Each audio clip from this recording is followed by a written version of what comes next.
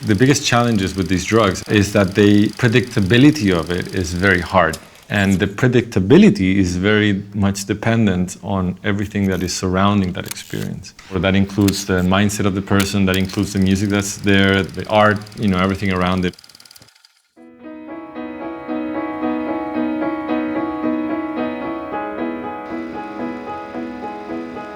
My name is Jack Joyner. I'm a self-taught artist. I've always felt the world is too chaotic for me to feel comfortable in it, and very early my mum found that encouraging me to draw was a way that I could find islands of peace. I sort of see images in my head and then just try and accurately recreate them. So one that came out of a period where my brother was really struggling with an addiction was one called Binary Black Stars. Originally it started out as just two black circles, but I thought if I turn them into black holes then I can do something with the space in between them, because I know that black holes disturb the fabric of space. So I thought, well, if I can create ripples or wrinkles in the paint, then that would accurately recreate that.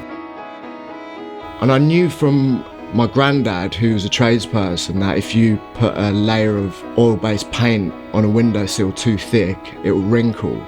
So I thought that I'd try that with regular oil paint, and after a few experiments I figured out how to do it.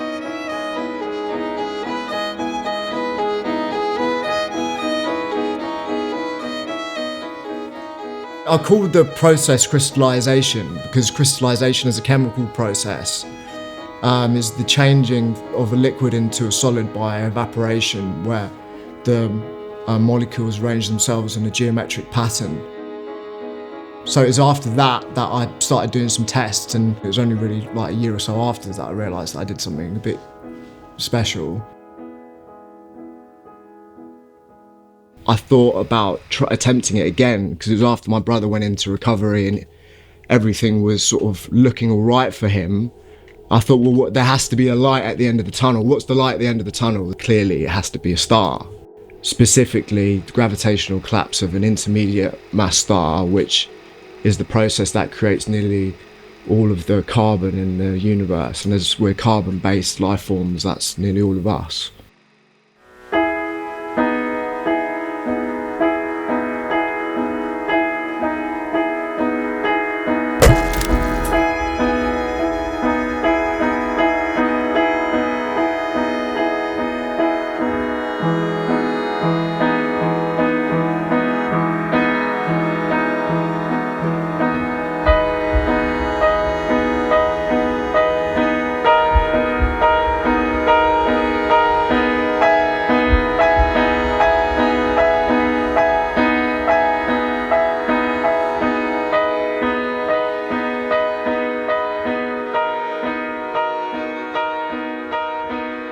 Triptychs traditionally in Western art were used in religious paintings, but I'm using it in this sense to indicate the movement of time, as well as to indicate the compression of the core of the star.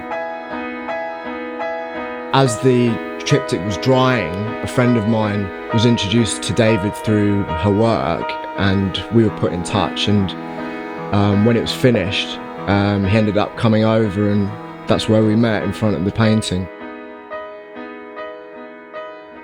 I'm David Rizzo. I'm a psychiatrist and a clinical senior lecturer in psychiatry and psychopharmacology. This new clinic is a research clinic. We have set it up in order to test new, hopefully future treatment in mental health. So psychedelic assisted therapies. We are testing different compounds. Psilocybin is one of them. We are doing a new study with ketamine and DMT and other compounds. Yeah, so without any of us having the perfect recipe for the most optimal clinical environment for these interventions, the humble ambition here for us has been, through these collaboration with artists such as Jack, producing authentic art pieces for the space, to create a safe clinical environment that lives up to the requirements for clinical settings, but also feel appropriate for these unique and seemingly transformative experiences. When I first met David, it was in front of the triptych. I described to him what it was. These are how our atoms start, and then over a huge period of time, at some point in the future, they come together in the form of me and in the form of you and can interact with each other. It's so incredible. And what he said, which is fascinating, was that that's kind of how they describe how people's experiences on these psychedelics, that your being dissolves into atoms and that you build yourself back up when you're coming out of it. Yeah, it's really quite exciting, actually, really exciting. I think that we have been generously given a clinic space by the NHS. The vision is to build it quite purposely for these treatments that we are testing. This clinic is the first of its kind. I mean, it's the first clinic testing these new treatment models in a public health system. Yeah. As you know, we were luckily advised to meet with you and look at your art, and I'm really happy that that happened. We want to find that balance between something that is pleasant and aesthetic, soothing, and sort of supportive of the journey that people are on in these therapy sessions. And we can't create that without people like you.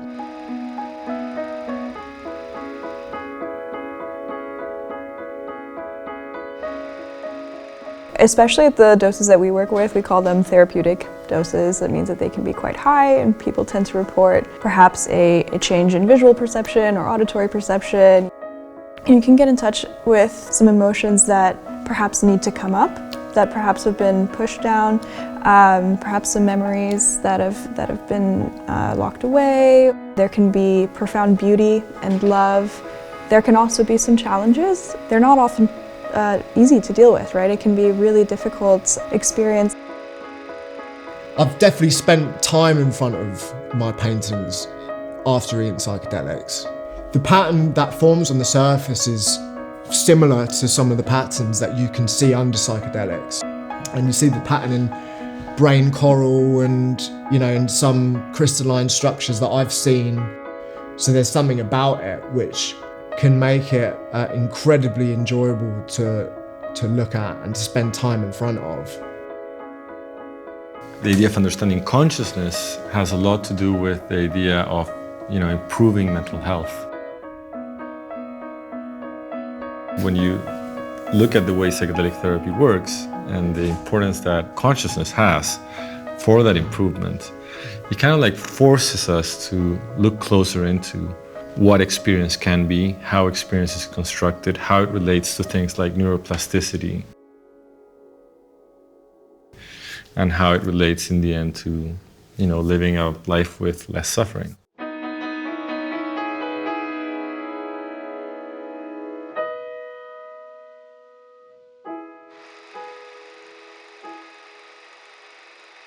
My idea for each of the individual clinic spaces is to have one main panel which will essentially look like the underside of a mushroom but glorified, and the spores that are coming out of it. So I ended up coming into this project seemingly late. I only had 4 weeks before the first dosing was happening, so the first room was very, very time sensitive. So I had to use some processes which I hadn't used before.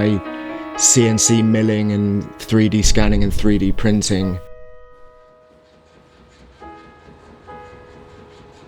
The original idea was to take an image of a droplet of water hitting a surface and inverting that. So this was just as you would see a regular droplet of water. Right.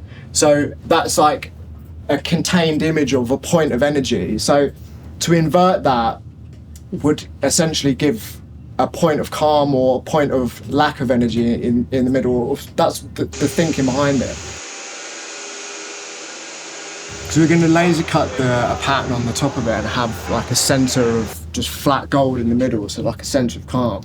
But like, it looks like looking down a tunnel, doesn't it?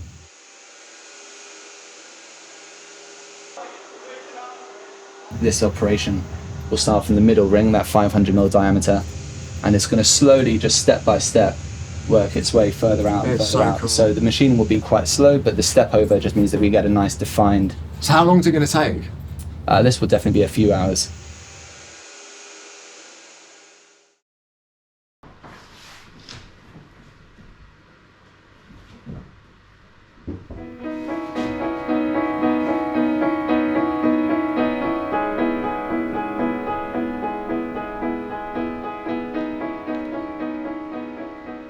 what I'm going to do is, with these circular panels, is copy some of the patterns that you see on mushroom gills, which is the underside of agaric mushrooms, which is the organ which evolved to be a more efficient means of distributing spores.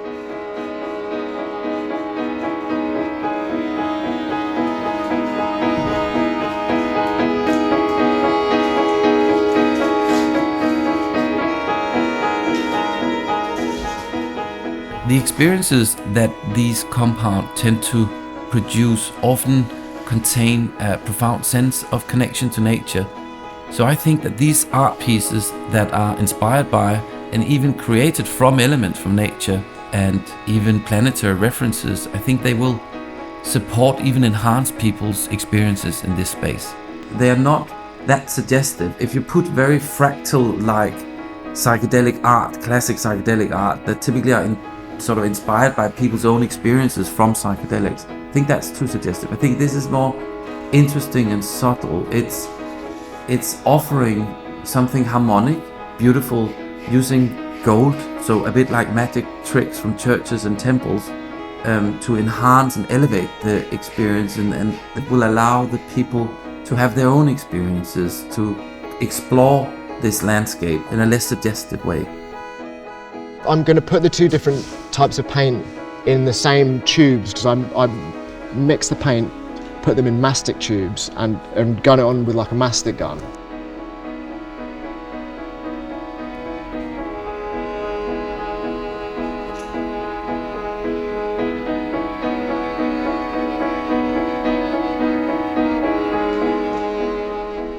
I'm going to try and make it look very much alive.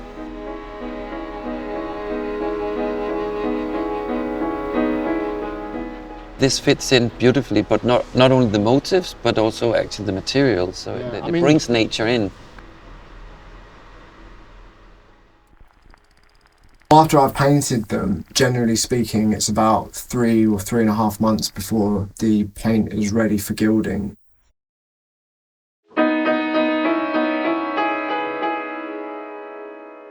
Gold leaf, you don't have to polish it. It's beautiful as it is. It's also going to hopefully make it feel like a sacred space, so that for someone coming in there who is going to be opening themselves up and giving themselves over to you in a state of distress, that will give them the ability to be more open as possible.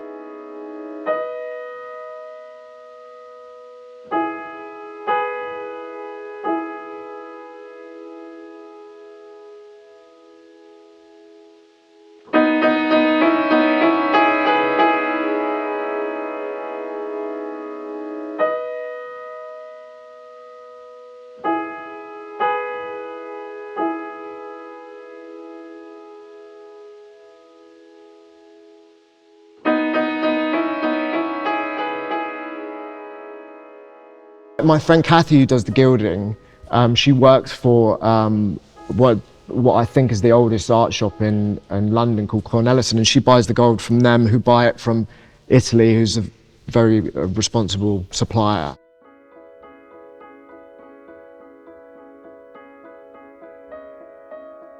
So these are presumably precious metal alloys, really? Yeah, so the way that they mix them is, you can see there's some more greens and then they go more red. Yeah. So they'll either be silver or copper. So where does all this gold come from? So it's all from Italy.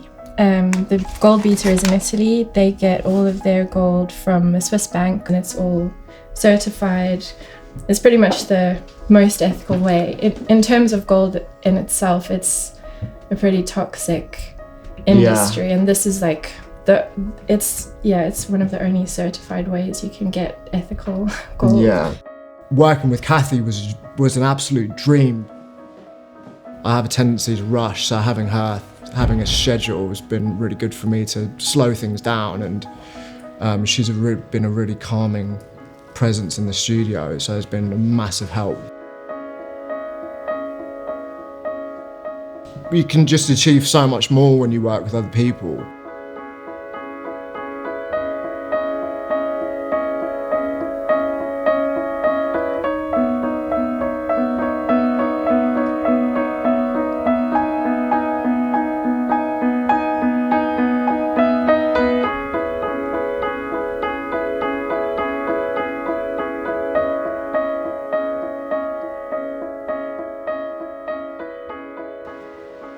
I've tried gilding myself and I don't have the right temperament for it at all. As soon as you blow on it, it could just be on the other side of the room.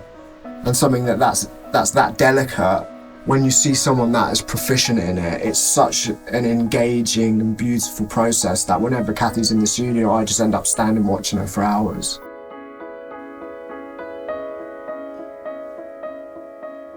What essentially I see the artist doing is like trying to induce a kind of meditative state in someone.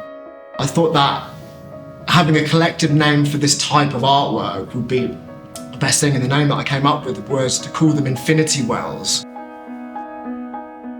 The idea about the circular panels being of mushrooms is something that it's a way of beautifully dressing an awkward space by, you know, putting these points of interest and kind of breaking up the right angles that are in the room, so that when someone is in that impressionable space, you know, with the design of the direction of the marks going inwards, they're able to focus on a point that's far further away than the wall, so they don't feel contained. And it's a place that they can go for a feeling of space and distance if they do feel slightly confined.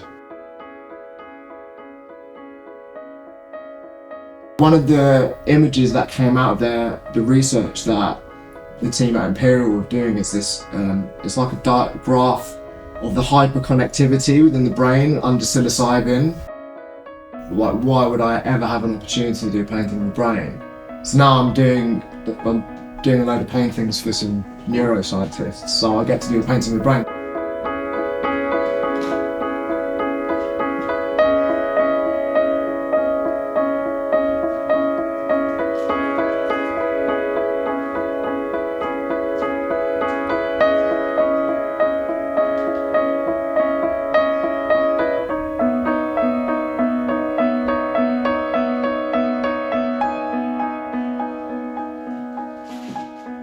One of the sort of more well-known images that's come out of the research is one which shows these two diagrams, which is one of a control and one of a brain on psilocybin. In the control image, it shows all the areas of the brain which speak to each other. So almost like an office, you have like the auditory bit which keeps to itself, the visual bit which keeps to itself. But as soon as you have psilocybin, it turns off the part of the brain which regulates that. So you have everyone from all these different departments interacting with each other. I wanted to try and create an image of that, which is of the structures that carry the compounds to the brain. You know, there is a theory that says the brain is always predicting things. So for example, when you experience a glass, it's not that you experience a glass.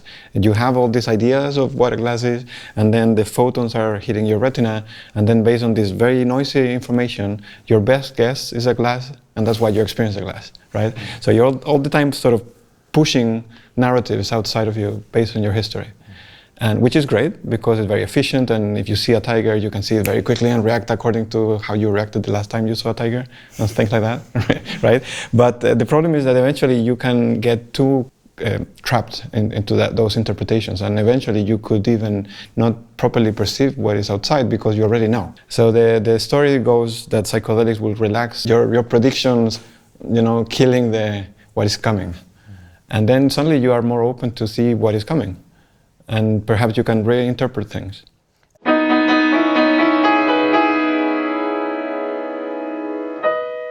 Building this painting, every layer of it, you can't add the previous layer to it.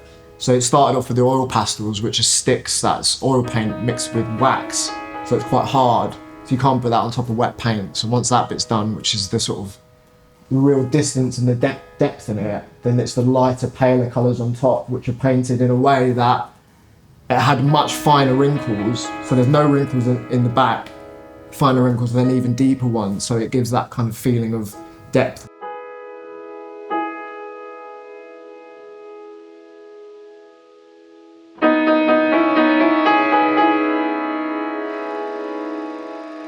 I knew that the last thing I was going to do on the painting was cover it in red, so all of the colours underneath were designed with that in mind.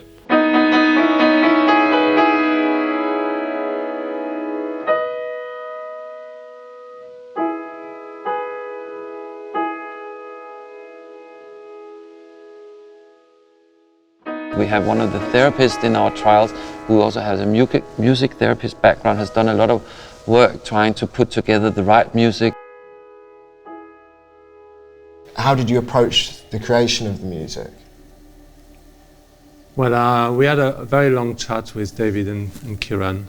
Came to the conclusion that it should be not very emotionally loaded. The music is probably here to kind of ground you and calm you down in a way.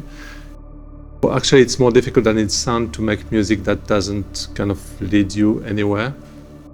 There's a lot of small loops or musical phrases, and I use a lot of kind of probabilistic triggering of notes and phrases. So even though the composition is very simple, but I've got small kind of algorithm that triggers or doesn't trigger a note. So, and then you put all that together, you've got a feeling of familiarity because it's kind of always repeating, but it never does. It's to give the feeling of nature, but almost it kind of being a net that someone can put themselves out into the space if they choose to. And there's a reassurance in there and an interest, and there's things to find if you wish to look for it, rather than commanding your attention or pulling it in a certain direction. It's about safety. It's about keeping people safe. This is more like a pillow for your existence and your mind while it's opening up. Right now, this isn't an acceptable treatment to a lot of people. They probably wouldn't want to do this. So we have to think about how we also interact with the world, and maybe doing that intentionally and making it appealing for different communities.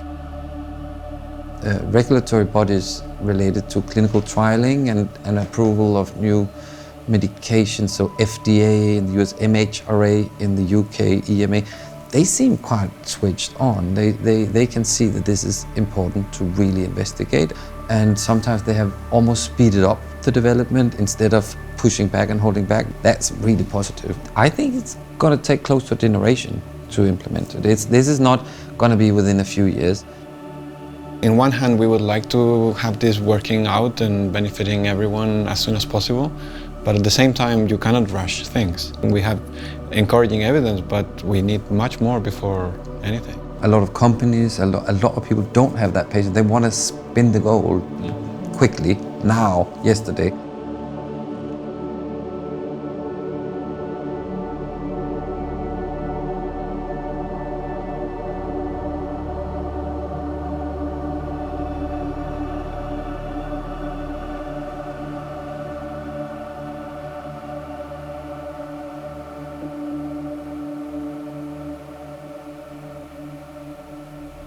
Hanging the last of the work, well now really, and that will be the clinic finished really, so then it can start serving its purpose and helping people change their lives.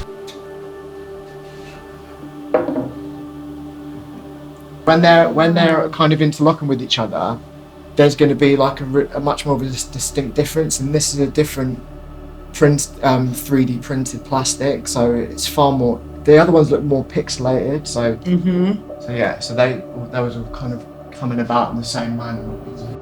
No participants have been in here since the installation of the first room, but also its colleagues so far, and everybody is very, very, very positive. I'm glad. Yeah. So this one is sort of taking the idea of fire furthest. I try to get that sort of flickering nature that you get with fire.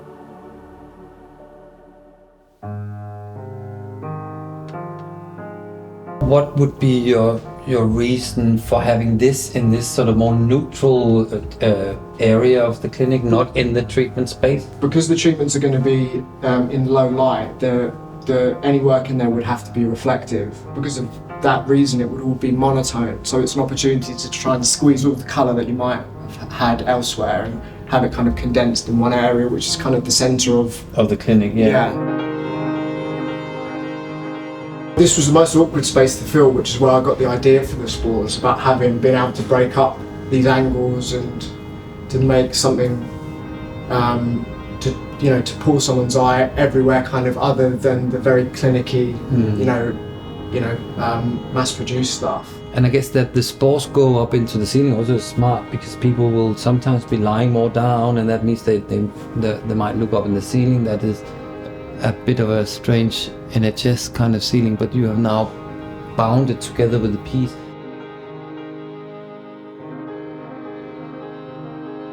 I actually showed David a Mark Rothko painting, and it was this really warm red, and he picked that out as something that he'd really like that colour to be in the communal areas, because we reserved the gold for the spaces where people were going to have the experiences, and outside of that space was going to be this very warm colour. There's a gold alloy which is called red gold, but it's actually closest in colour to embers and fire. Psychedelic compounds were taken in groups at night time around fire, and having that aesthetic in the group therapy room would be really beautiful. The tools that I use to make it are a whisk, a bowl, and a syringe. It was painted with a whisk, and as well as these finer bits, I drilled some holes in the bottom of a ladle and just picked up a ladle full and sort of painted with it like that and let it sort of drip down.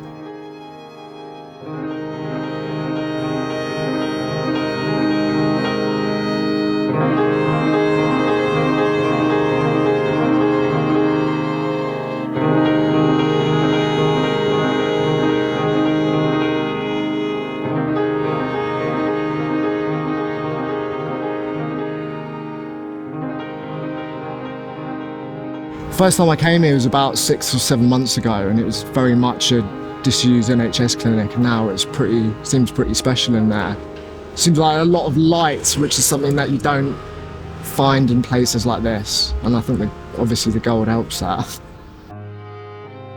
I hope that they serve the purpose they're intended for, and they can contribute to people having a very valuable experience here.